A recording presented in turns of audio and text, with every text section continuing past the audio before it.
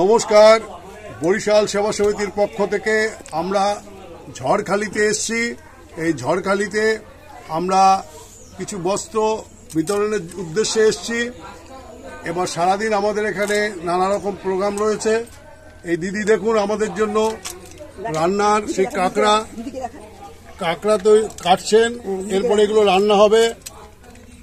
সুন্দরবনের সেই স্পেশাল জিনিস কাঁকড়া, আমরা সবাই এগুলো আহারে গ্রহণ করব। আমাদের সব সভ্যরা এই ভিতরে ঘরে রয়েছেন। আমরা এক পাশে এসে এই দিদির কাঁকড়া কাটা কি পদ্ধতিতে কি করে এগুলো দেখছি। সারাদিনের প্রোগ্রাম চলবে। এরপর যাদেরকে বস্ত্র দেওয়া হবে তারা সবাই আসবেন। নমস্কার। এইটা কি হাতে? কেওড়া ফল। কোথায় পেলে? এই কেওড়া ফল এটা এখানকার সুন্দরবনের নদীতে পাওয়া যায়। এগুলো দিয়ে ওই টক বা চাটনি জাতীয় খাবার তৈরি হয়।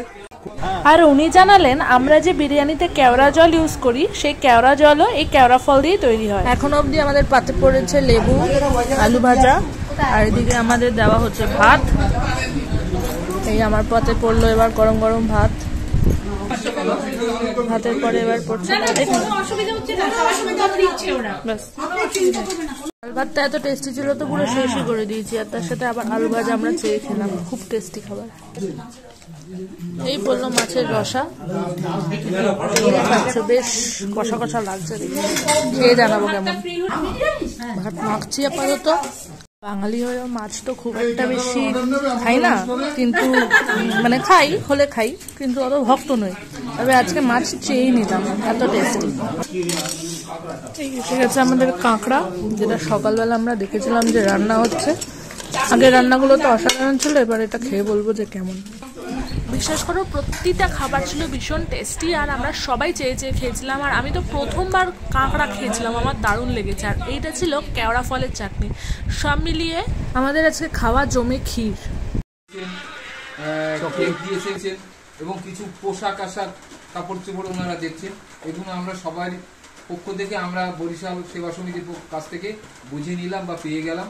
ওনাদের এর আন্তরিকতা ভালোবাসা মাথা থাকবে সেইটা খুঁজবো, এবং এই বিষয়ে ওনাদের বরিশাল সেবা সমিতির পক্ষ থেকে অনেক অনেক অভিনন্দন।